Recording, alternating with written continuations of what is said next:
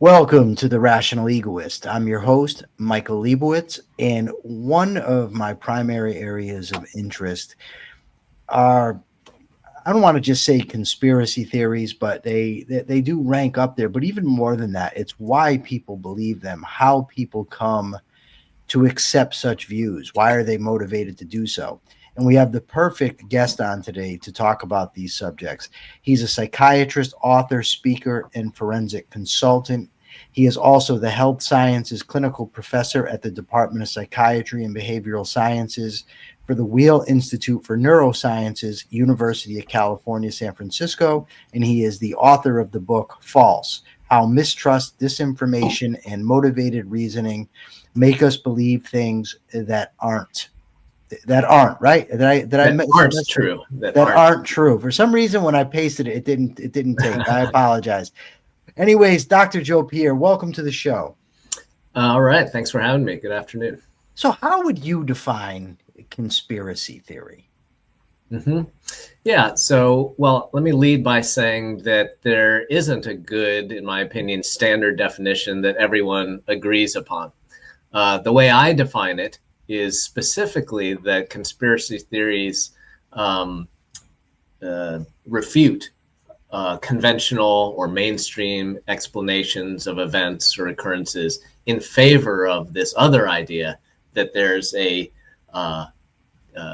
collaboration between secretive figures who have malevolent intent, right? So it's a kind of two-part definition. It's not just that you believe that there's a conspiracy, but it involves the rejection of the more mainstream accounts. And that figures into how I think conspiracy theories arise and why people believe them.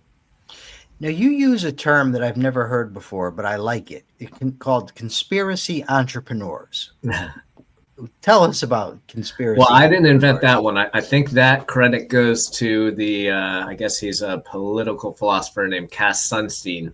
But yeah, a conspiracy entrepreneur is someone who essentially profits from inventing or spreading conspiratorial narratives. We see this all the time, whether it's among politicians or even people in the wellness industry, right? The idea is, we're often told you shouldn't trust so-and-so, right? Big pharma's conspiring with doctors, or, the CIA is conspiring with such and such, right? So it's this sort of idea of like, don't believe what people tell you, but do believe me and this conspiratorial narrative. And so conspiracy entrepreneurs are people who make money off of that. So, probably no better example today than Alex Jones, for example, right? Oh. He's got millions and millions of dollars and bases that on this sort of pseudo news program he has where he essentially traffics in conspiracy theories. Just kind of as an aside, but it goes to the discussion that we're having.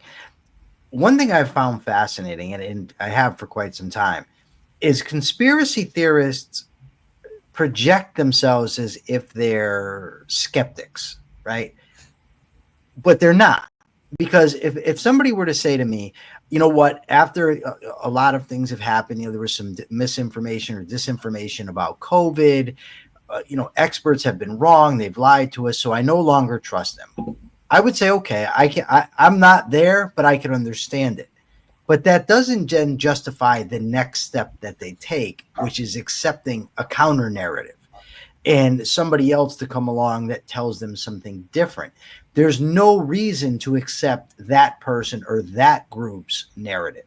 But yet they do, which tells me there's more going on than just plain skepticism, right? Yeah. I mean, there's so much I could say about this. I'll start by agreeing that the term skepticism, technically when that term is used from a philosophical perspective or from, the tradition of science, it means that we don't decide to believe something unless the evidence supports it. And so, yes, people who are conspiratorially minded will often claim to be skeptics, but often what they're really, the perspective they're coming from is really one of denialism, right? Refusing to believe and not basing it on whether or not there's evidence or not. As you suggest, almost by definition, most so-called conspiracy theories, that's why they're called theories, aren't evidence-based, right? If they were evidence-based, we would just call them conspiracies, not conspiracy theories. So indeed, as you're saying, it's this rejection of the mainstream account in favor of this other account, which by definition is not evidence-based. So there's that. It also ties into, I often say that I don't actually like the term conspiracy theorist, because it kind of invokes this idea, you know, like the Hollywood idea of the person who's in their mother's basement with computers and, you know, got the thumbtacks on the bulletin board and connecting the dots between these, you know, and the clippings of newspapers. But it's not really that, right? It's not that people aren't typically who endorse conspiracy theories are not theorizing. They have this idea that I'm being lied to, right? The mainstream narrative is not to be trusted. And with that, they get online and they start looking for information, right? There's that dreaded phrase, I'm doing my own research, right? Yeah. Look, I'm just asking questions. I'm looking for answers. But once you do that, and if you start from a place of, I don't believe the prevailing narrative, then you're just flooded with all of this counter narrative. And you just happen to pick the ones that go, yeah, see, that reinforces what I believe, which of course is confirmation bias and motivated reasoning. So yeah, and the final thing I'll say about that piggybacks on what you were saying is the other phrase that you often hear people who endorse conspiracy theories say is about follow the money. Right. Oh my God. Which, like, it's not bad advice, except that those people hardly ever follow the money of like who's generating the conspiratorial narratives. And again, it's often a conspiracy entrepreneur who's doing that. So sometimes they should be taking their own advice there. You actually, I don't know if you coined the term, but you used the word conspiracy theist rather than conspiracy theorist. And I thought it was apt. And I'm going to tell you about two people that I know. One, I was a guy I knew in prison. Now, he was doing 60 years, so I understood why he was motivated to accept the particular conspiracy that he did, because if he were right, it would allow him to get out of prison. And that was this, what's it called? The sovereign citizen stuff. I don't know if you've heard of it. Oh, yes. And, initially I listened to him, and he I was willing to hear him out. He said, listen, if they're not using the enacting clause when they're putting legislation in and, that sort of thing. And this yellow fringed flag that was in the courtroom was indicative that they're doing business in the Universal Commercial Code. And every time he got to the point where he had to file something, it was always, I just have to buy another book, right? Mm-hmm. The next book was going to give him the lead. And he ended up with a stack of books on his bunk, and he spent thousands of dollars on this. And the thing was, when I would try to talk to him about it, he would get offended. He would get defensive, just like a religious person gets defensive when you challenge their view, as if I were challenging something about him. And then there was another guy that used to be my friend. He isn't any longer because I just couldn't take it any longer. But when Fox was sued by the Dominion voting systems, this guy told me Fox and Dominion are both owned by BlackRock, the same corporation. Mm-hmm. So I went and I just Googled it, and it said, no, it's not true. The BlackRock that they're referencing is something different, or the Dominion, it was something different. It wasn't the same thing. So I went back. I said, yeah, what you just told me. I said, this is the truth. He says, well, no, you used Google. That was the problem. It's Google. You need to use DuckDuckGo. I said, okay, fine. So I downloaded DuckDuckGo, and I went there and I asked the same question. It gave me the exact same answer that Google gave me. Yeah. So I went back to him, and he told me, no, but you have to keep digging. And so I said to him, okay, so what you're telling me then is keep digging until I find a source that's going to confirm your view. That's not research, dude. What you're doing is source shopping to confirm what you already want to believe. I could find some whack job expert to confirm damn near any view that I have. You could find some guy somewhere that has a PhD who will say the earth is flat. And this guy and I, through this sort of dynamic, ended up where he would get downright insulting of me, somebody I'd been friends with for over 30 years, but it was if I were challenging his very identity. And that brings me to my next question is you have this, you talk about the fusion between identity and belief. What is that? Can you explain that a little bit? Sure. Well, so in the book, I talk about how, often when we think about belief, we often think of it in this sort of all or nothing kind of way, right? You believe something or you don't. But like so many things, that's not reality, right? We believe in a quantitative kind of way, right? We might believe a little bit in something, or we might believe a lot in something else. And if we break it down in what we call cognitive dimensions, that would include things like conviction, right? You could quantify the amount of conviction you have around a certain belief. There might also be beliefs where you actually have high conviction, but you don't actually spend a lot of time thinking about it, so that it's inconsequential, right? Like people might believe in UFOs, but that doesn't mean they're spending, it's not impacting their life. They're not spending hours and hours looking at UFOs necessarily. So if we can appreciate that belief is a quantitative, something that can be characterized quantitatively, I have this sort of model of what I call the 5 stages of ideological commitment, the depth of commitment one has to ideological beliefs. And in the book, I define ideologies as a thematically related constellation of factual beliefs, right? Belief about what is true or not, or what exists or not. Values, which are specifically beliefs about what's important. And then morals, which are beliefs about what's right and wrong, good and bad, kind of thing. And so the depth of ideological commitment to those different kinds of beliefs can predict a lot about how people react when they're challenged on their beliefs.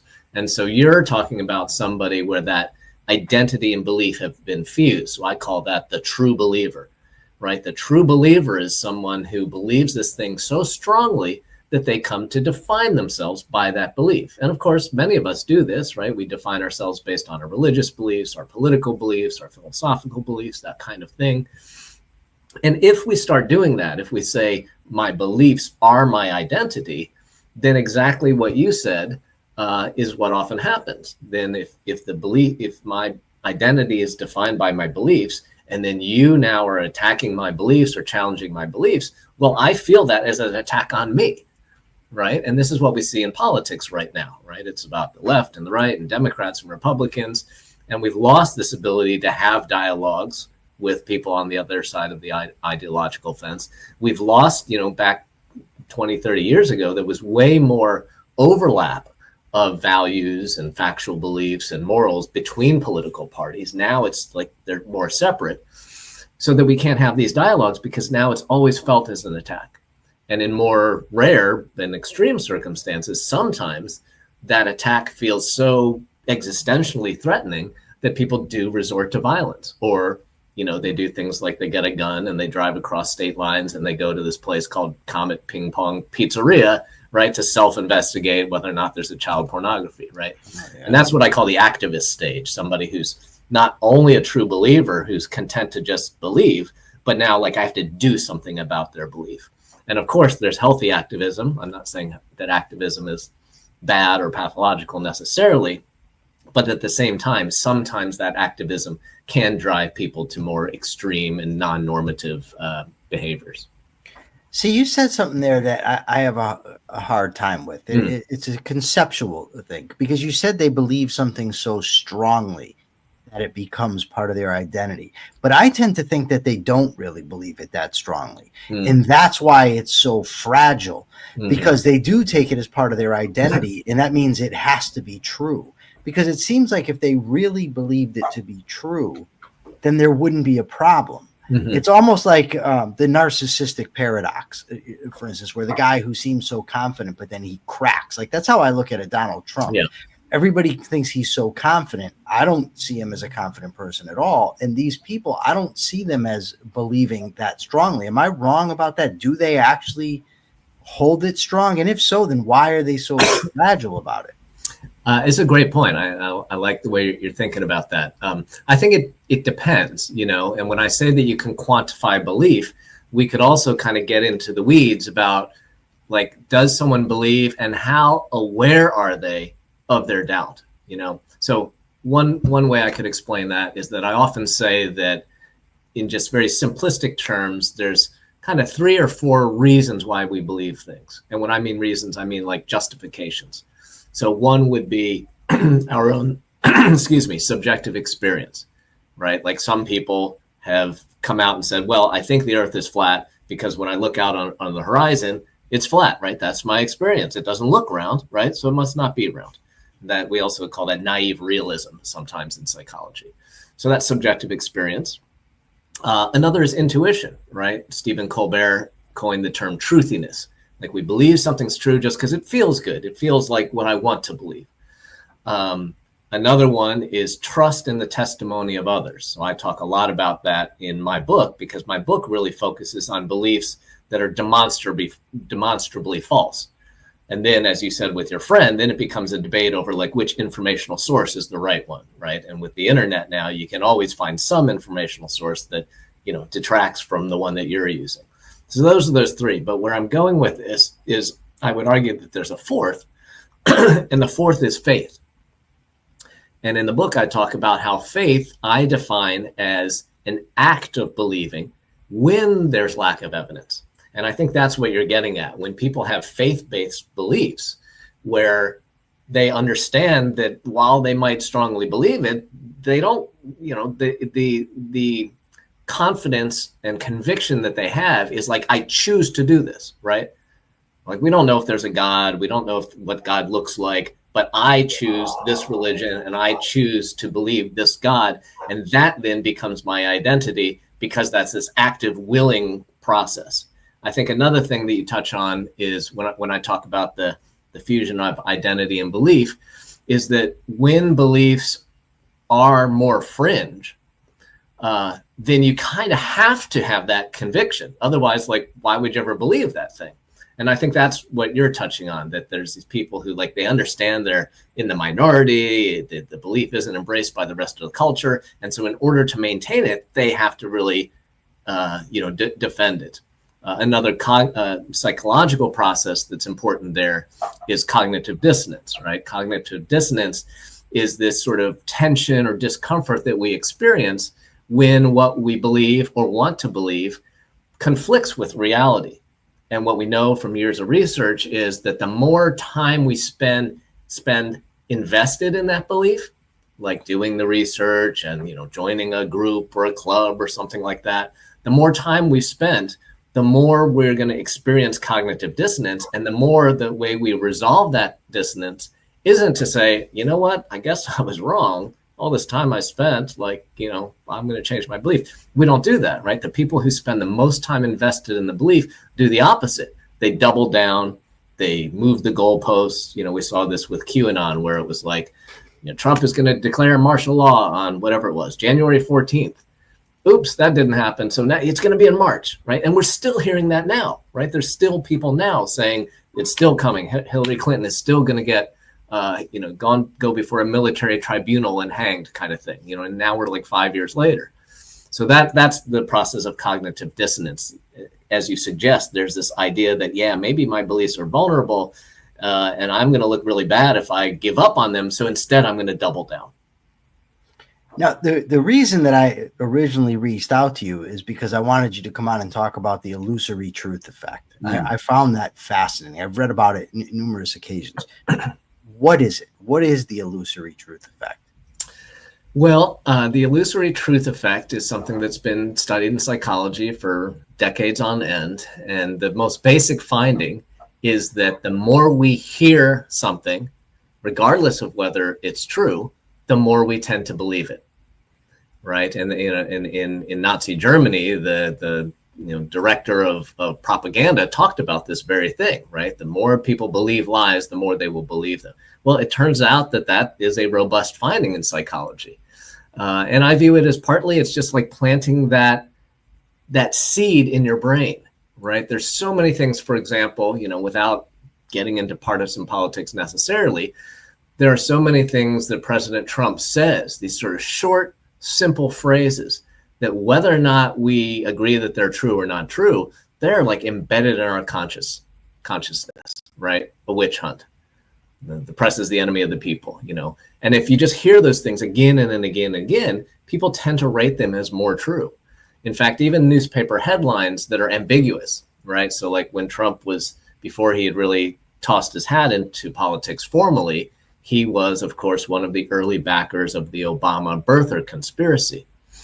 And research showed that if you have newspaper headlines that say things like, Trump says Obama was not born in the U.S., or maybe you phrase it as a question, was Obama born in the U.S.? And regardless of then what it says in the article, if you're bombarded with those short snippets and headlines, you tend to believe, or at least have some degree of doubt, like, maybe he wasn't born in the U.S. because I've heard that so many times. So that's essentially the illusory truth effect. The more you just keep saying the same thing, and the more kind of pithy and catchy the thing is that you say, the more people tend to believe it, or at least have some degree of belief. Like maybe it is true, because I've definitely heard these conspiracy theories or these counter narratives. So maybe there's something to them.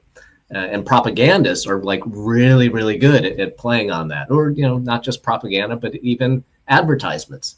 That the whole advertising business is built on that. These catchy slogans that get in your mind and, tell you something about Coke or Pepsi or that kind of thing.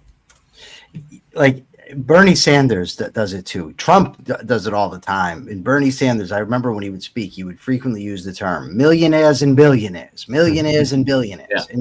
And it's, for all the problems, the millionaires and billionaires. And a lot of politicians do that. And another thing that people do that is very good at getting people to believe them. And it's something that in the business I'm in as a talk show host, I'm aware of it. I won't do it because I'm just not dishonest. And that's speaking with a level of certainty that's unjustified. Because when people hear someone that's that confident in what they're talking, there's a tendency to say, well, if this guy's so sure of that, it must be true. Yeah. And I'm glad I don't fall for that, because maybe because I know that that's what's going on. I've learned to defend myself against it. But I would imagine if you combine those two, somebody who speaks with absolute certainty and continues to repeat it over and over again, that it would sort of have the effect of just slipping into people's consciousness through primary processing, and a good number of people would come to accept it, right? Well, exactly. And so, when I talk about false beliefs and why do people believe in false beliefs, there's probably literally a million different reasons, right? And a lot of psychological explanations, a lot of social explanations. But what I like to do is I like to boil it down to three core components. And the three core components are mistrust, right? Just like you were saying before, I mistrust this source of information, or I mistrust mainstream authority. I mistrust, institutions of informational authority. So that's why we turn away from those narratives. But then when we do that, we become vulnerable to misinformation. So that's the second piece, mistrust, misinformation, where I'm finding these other narratives that tell a different story. And then the third one is motivated reasoning, which is similar to confirmation bias. Both of those together refer to the way that we tend to grab on and seek out and elevate information that supports what we believe or want to believe. And then we do the opposite with information that refutes it. And people who are those sort of conspiracy entrepreneurs, or people who are engaged in disinformation, they're really, really good at what they do. What they do is they spread the idea that, yes, you're being lied to. You shouldn't trust these sources. But hey, like, look at me, like, I'm this person who's a dynamic speaker, and I can talk about all these little bullet points. I mentioned that this is kind of what advertising is, but we could also trace it back to, politically, back when, television came about. And now it's not just what someone says or what their platform is or what they claim about X, Y, and Z. Now it's how they look, how they look on camera. I mean, look at Reagan. Reagan was a movie actor, and like, people just were enthralled by him because he was, so sort of engaging. And so that's really, I think, what you're talking about, that we don't necessarily base truth on the boring old facts and the evidence, right? Yawn, right? That's just not engaging. We base it on, well, who is this speaker? What do they look like? How do they speak? How engaging are you? And we tend to trust based on those factors. And that's really, I would argue, a lot of what politics is all about. It's not necessarily about the platform bullet points. It's we watch these debates and we're like, oh, well, that person did a good job, or they looked really authoritative, or they, without talking about the fact checking or like is what they're saying accurate or not. So absolutely, I think that's the media landscape that we live in now. In the book, I talk about this idea of the flea market of information, or the flea market of opinion, as opposed to the free market. Right. The idea is that now that we have, a million different cable news programs, and we have online sources, and we have podcasts, and we have, many different books, there's so much media. In theory, with all that out there, we're exposed to, everything. And in theory, the truth then would rise to the top. With exposed to all that information would really help us get at, what's real and what's true. But we know that that really hasn't been what happened, because it's not a free market so much as a flea market, right? In a flea market, it's this bustling, crowded place, and there's all these people around. And the person you pay attention to is the person who's situated right in the ideal spot at the flea market. They have the most flamboyant display. They've got the megaphone. They're loud. They're provocative. They're salacious. And like, that's who grabs our attention. And that's really what the modern media landscape is about, right? We're not paying for subscriptions to newspapers so much anymore. We're not, subscribing to magazines. We're just getting online, where the people putting that information aren't getting paid directly from us, because we're not doing subscription-based engagement. They're getting paid by advertisers. So in other words, they're getting paid whenever we click on something. So exactly what you're saying, like, how are you going to get people to click on you? The best way would be to just say the most ridiculous, outrageous thing, most likely, Yes. Hillary Clinton is a space alien, the deep state is run by lizard people. I mean, like, I have to admit, I click on stuff like that sometimes, not because I think it's true necessarily, but because it's like, wait, what? Like, wait, Marjorie Green Taylor's talking about Jewish space lasers? Like, I want to hear about that. So yeah. Now, a phrase you use that I've never heard before: fallible evidence. What is it, and what role does it play in people coming to accept these beliefs, these narratives? I have to be honest, I don't remember using that phrase. At least you're honest. Now, I do talk about fallible memory. Okay, well, we'll pivot to fallible memory. Okay. Let's go with fallible memory. I mean, and maybe I did use that phrase, maybe I didn't, but, so let me answer that in two ways. One is that if there is such thing as fallible evidence, it goes back to what I was saying before about, people don't believe things for no reason, right? They give reasons. They're rational actors, and they say, well, I believe because of this.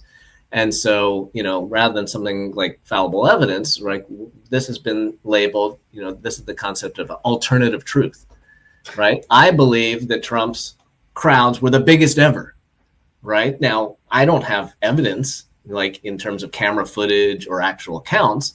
I just have Trump or whoever else claiming it to be so, right? So that's if there is fallible evidence, that's that, right? It's like this, you're calling it evidence, but it's not really evidence. It's fallible.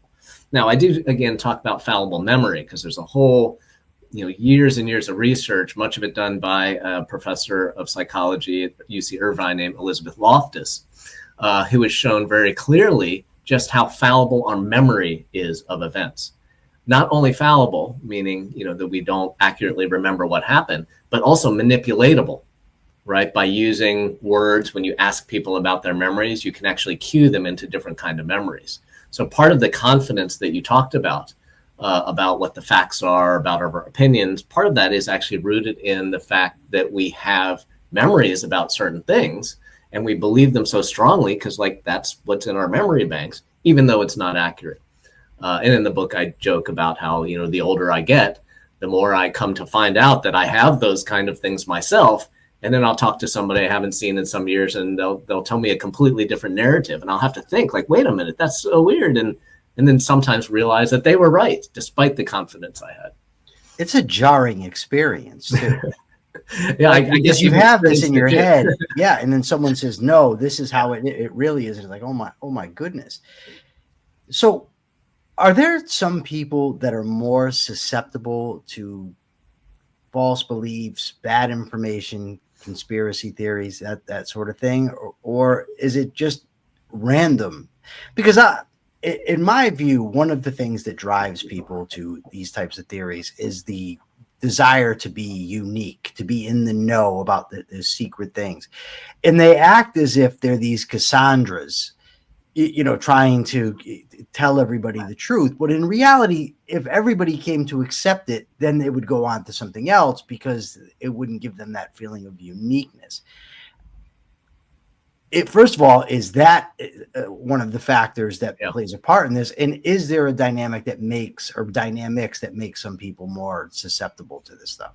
Yeah. So most of the research done on that subject, it does focus on conspiracy theories. So I can certainly say that research has shown that there are some, I like to call them cognitive quirks, or some people refer to psychological needs, that are overrepresented among people who believe conspiracy theories. So I'll say a quick word about how you do this kind of research, right? So you have some sort of scale that involves questions that people answer about conspiracy theories, and that allows you to quantify your proneness to conspiracy theories, right? So again, it's not all or nothing. It's like you can generate a number that says how strongly or how likely you are to believe in conspiracies.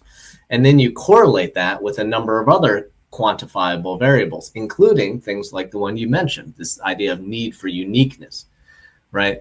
So, and that indeed, there's a correlation there where people who tend to be more prone to conspiracy theory beliefs are more likely to have stronger needs for uniqueness. Now, the take-home point that I always make there is, number one, we are all prone to conspiracy theory beliefs, right? Time and time again, there's been polls that have shown that anywhere from 60 up to 80% of populations across the world will usually endorse at least one conspiracy theory belief. So the idea that there's these conspiracy theorists out there and I'm not one of them, that's usually not true.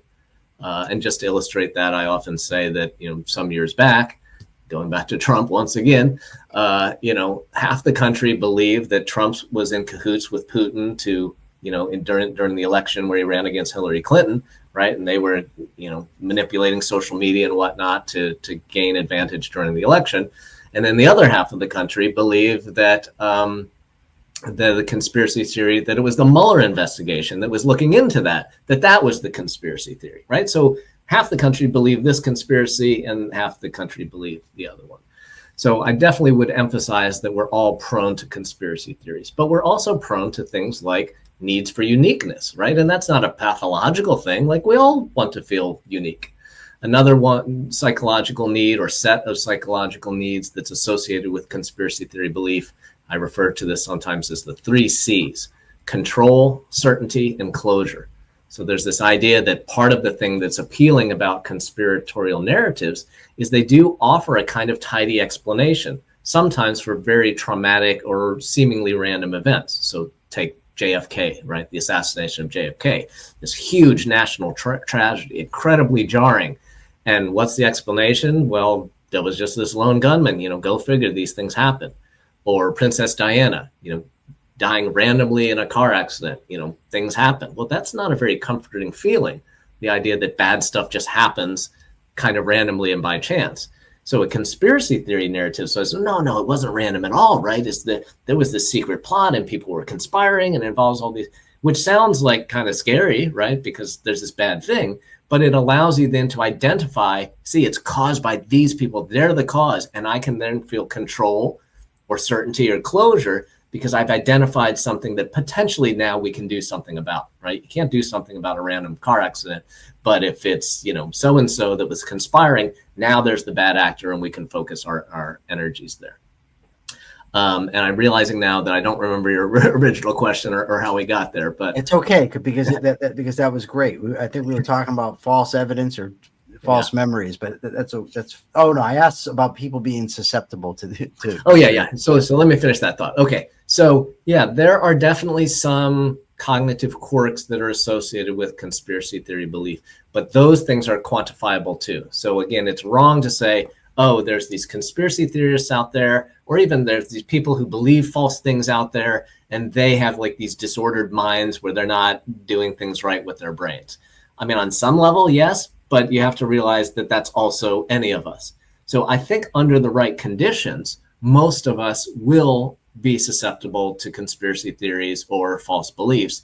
And that's why I bring up mistrust, misinformation, and motivated reasoning, because we're all mistrustful at times. Sometimes that mistrust is justified, right? There are times when institutions of authority don't deserve to be trusted. They've done trust violations. There's been a scandal or corruption or some kind of conflict of interest, right? So there's valid reasons why we sometimes mistrust. But then there's also less valid reasons. A lot of our mistrust when we talk about conspiracy theories are based on racist tropes, right? Like Jews are always implicated in conspiracy theories, going back centuries.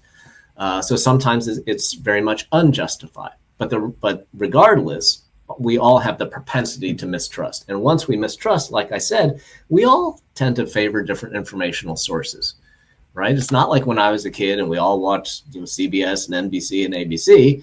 Now we've got a million different sources, and I happen to favor these ones, and someone else could, hate the ones I rely on and favor theirs. And when we engage in motivated reasoning, like I said, motivated reasoning is this way that biases our appraisal of that information. So if I identify, let's say, as a liberal or a Democrat or something like that, then I know the right answers about what information should be reliable, right? I already know that Fox News I don't have to watch Fox News. I know it's bad, right? And so I don't watch Fox News, but my friends tell me that CNN's good, so I watch CNN. So I think we are all vulnerable to that at times. Now, that said, for the record, I will say that at the moment, I think truth has been politicized, and many of the false narratives that I think are most important now, in part because I'm a doctor and I worry about things like, anti-vaccine beliefs and, what's happening now with the DHSS and the FDA and NIH funding. I do think that there's good evidence that a lot of those false beliefs are more likely to be held by conservatives and Republicans at the moment. But I would say it's not because their brains are radically different than ours or because they're not smart and they're not engaging in critical thinking. It's because they're being told this from top levels down, right? And they're succumbing to misinformation. I want to tie a few things together. You also do forensic work, correct? A little bit, yep. Okay, so first, when you mention what you're talking about when you say it's quantitative, if I'm interpreting you correctly, you're talking about a continuum, right? Mm-hmm. So in personality psychology, I don't want to get too much into the weeds, but there's the old way of looking at personality is that personality, you have hard breaks. You either have these traits or you don't. But there's a growing, and I don't know how large it is now. It's been a while since I've read a psych text, but there was a growing group of people who were coming to see personality instead as a continuum, where we all sort of have these traits just to more or less degrees. And then when you get to like personality disorders, you're at the extreme. Mm-hmm. When I was in prison and I decided to change my life around, a lot of it was because of a criminal psychologist named Stanton Samanow. And he co-authored a 3-volume set called The Criminal Personality. And they warned, when you open the book, everybody has these traits, right? They put forth 52 criminal thinking patterns. And they said, everybody has this, so don't fall for medical students' disease where you start thinking you're a criminal, right? You have to understand that when we talk about, for instance, lying or sense of uniqueness, that the criminal is at the extreme end of these continuums. So you're not a criminal. Like you may say, well, I filched a pen from work. Does that make me a thief? Well, no, but the criminal's stealing the whole safe, right? So that's the one thing. And the other thing is where you talked about people that are susceptible. One of the things, when I see Donald Trump, the way he talks, the way he acts, I was a criminal for a large part of my life. I was surrounded by criminals growing up and did 25 years around criminals. I spotted his fraud immediately. There was no way he was going to deceive me. When I see somebody like RFK Jr., it's obvious to me. Just almost like I don't even have to really conceptualize it. It just hits. This guy's full of it. This guy's a grifter. And I see the same thing in regard to influencers on social media, they do podcasts, and it's obvious to me that these people are just crooks. And I sometimes wonder, how don't other people know it? But they don't have the same context that I have, both from my own psychology, from being around people, and from studying the issue. So how can we, first of all, how can people that don't have the broad context protect themselves from this type of misinformation?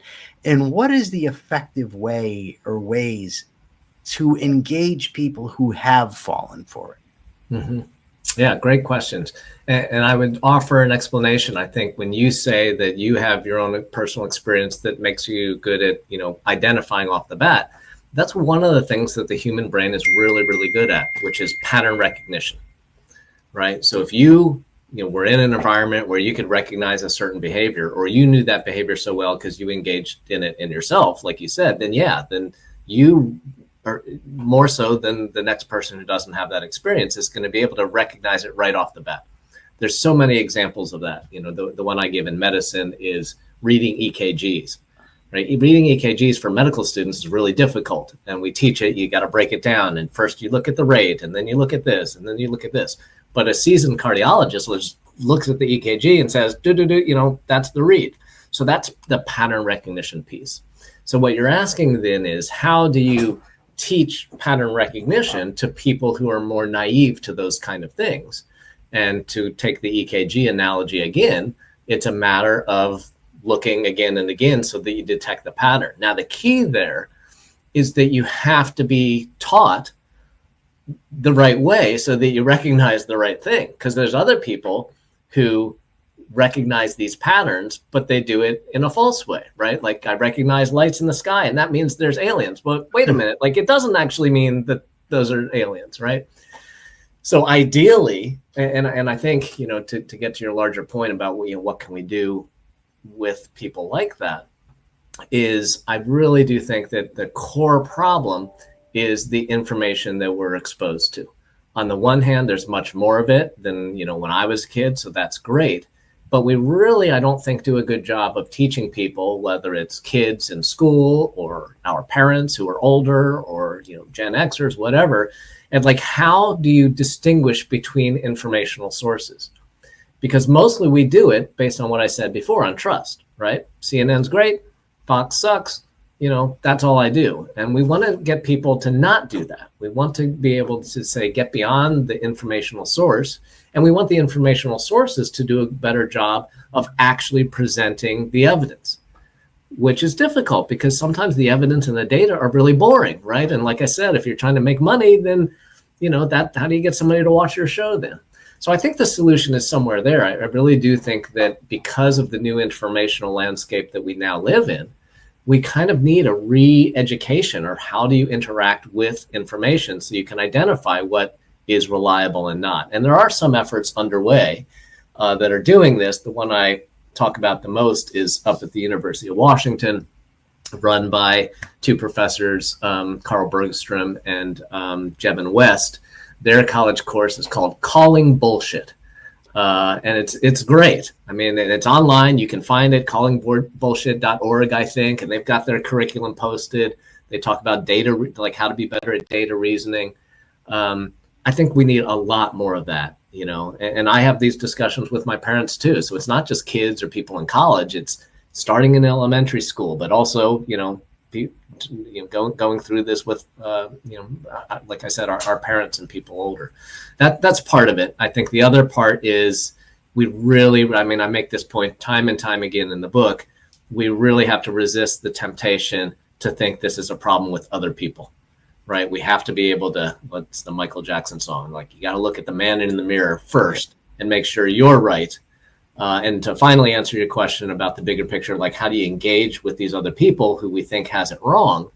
I think we're so primed now, in part, not to blame everything on the internet, but in part because when we talk about that engagement, half the time we're talking about commenting on Facebook, right, or responding to a tweet on Twitter or X or whatever. And we're never, I don't think, going to make progress engaging with somebody when that's what we're doing, this anonymous, not face-to-face engagement, where the goal is like to show that I'm right and you're an idiot, right, then we're never going to make any progress, right? The way you do it is you sit down with someone face to face, wherever, church or at a picnic or, what have you, and you have these dialogues, and you start by saying, hey, let me hear what you believe and why do you believe it? Not like, let me tell you why you're wrong and why your informational sources, suck. So I think that's, on an interpersonal level where we have to go. And a lot of that does requiring that we unplug and not do this online. All right. This has been a very, very fascinating discussion. Where can people find you? And your book. Where can they find your book? Yeah, well, I've talked all about, how bad the internet is, but I'm pretty easy to find on the internet. You can put my name, Joe Pierre, and the title of my book, False, into Google, and I'm sure you get lots of hits. I also do have a personal website. It's Dr. Joe Pierre, DrJoePierre.com. Plenty of information about me and the book and my academic work as well there. Excellent. Thank you so much for taking the time out of your day to join us here. All right. I really appreciate it. For now, this is the Rational Egoist signing out. I'm Michael Liebowitz. Till next time.